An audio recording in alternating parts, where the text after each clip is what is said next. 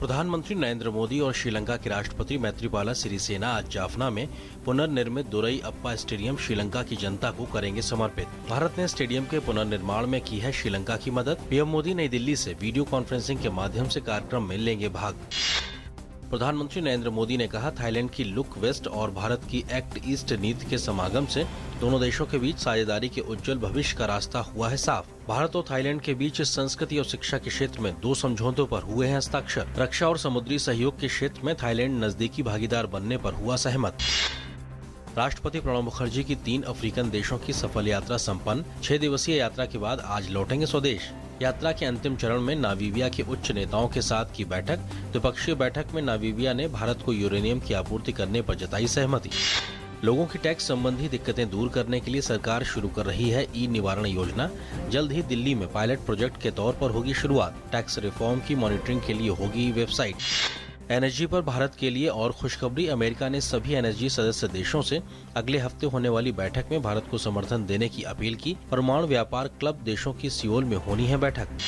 केंद्रीय विद्युत, कोयला और नवीकरणीय ऊर्जा मंत्री पीयूष गोयल ने कहा, सरकार सभी राज्यों में मई 2017 तक गांवों में बिजली मुहैया कराने पर है सहमत। इस योजना को कारगर बनाने के लिए देश भर में उपभोक्ताओं की बिजली संबंधी शिकायतें दर्ज करने के लिए 4 अंकों वाला नंबर 1921 किया गया शुरू।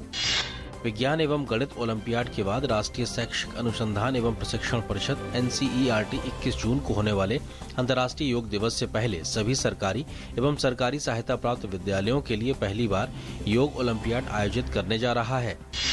अमेरिका के राष्ट्रपति बराक ओबामा ने भारतीय मूल की राजनयिक कमला शिरीन लखधीर को मलेशिया में अमेरिका की अगली राजदूत के तौर पर नामित किया है। लखधीर 2009 से 2011 के दौरान बेलफास्ट, उत्तरी आयरलैंड, ब्रिटेन में अमेरिका की महावाणिज्य दूत के तौर पर सेवा दे चुकी हैं। अगर सीनेट कमला की नियुक्ति की पुष्टि कर देता है तो वह मलेशिया में अमेरिका की अगली राजदूत होंगी। ब्रिटेन में लेबर पार्टी की सांसद जो कॉक्स को दुनिया भर से श्रद्धांजलि दी गई। फायरिंग में घायल हुई ब्रिटेन की लेबर सांसद जो कॉक्स की मौत हो गई थी। अमेरिका में राष्ट्रपति पद की दावेदार हिलेरी क्लिंटन ने कहा कि ये क्रूर और भयानक है और उनकी जिंदगी को इस तरह से खत्म कर दिया गया। अमेरिका ने अफगानिस्तान और पाकिस्तान के बीच व्याप्त तनाव में किसी तरह की मध्यस्थता करने से इनकार किया है और दोनों देशों को तोरखम सीमा क्रॉसिंग पर तनाव कम करने के लिए मिलकर काम करने को कहा है। तोरखम सीमा क्रॉसिंग पर इस सप्ताह हुए संघर्ष में 2 अफगान सीमा रक्षकों और एक पाकिस्तानी मेजर की मौत हो गई थी और दोनों तरफ से 20 लोग घायल हो गए थे।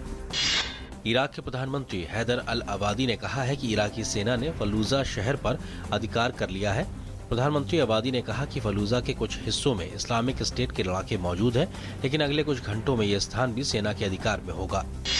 फ्रांस की एक अदालत ने यूरो कप के दौरान इंग्लैंड रूस मैच के बाद हिंसक झड़पों को लेकर रूस के 3 समर्थकों को उनकी भूमिका को लेकर जेल की सजा सुनाई है। इनमें से एक को 2 साल तक कारावास की सजा सुनाई गई है। हिंसक झड़पों में 30 से ज्यादा लोग घायल हो गए थे।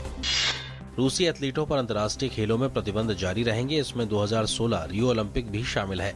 IAAF प्रमुखों ने तय किया है कि रूस पर नवंबर से लगे प्रतिबंधों को नहीं हटाया जाएगा, जो राज्य प्रायोजित डोपिंग के आरोपों के बाद लगाए गए थे। राष्ट्रपति पुतिन ने इस फैसले को अन्यायपूर्ण बताया है।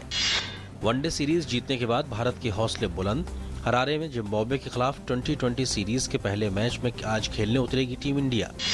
ऑस्ट्रेलिया ने भारत को 3-1 से फाइनल मैच में हराकर हॉकी की चैंपियंस ट्रॉफी पर कब्जा कर लिया है। ये मुकाबला पेनाल्टी शूट आउट तक खिंचा, जिसमें ऑस्ट्रेलिया ने 3-1 से बाजी मारी। इस हार के साथ ही भारत का पहली बार चैंपियंस ट्रॉफी जीतने का सपना चूर हो गया।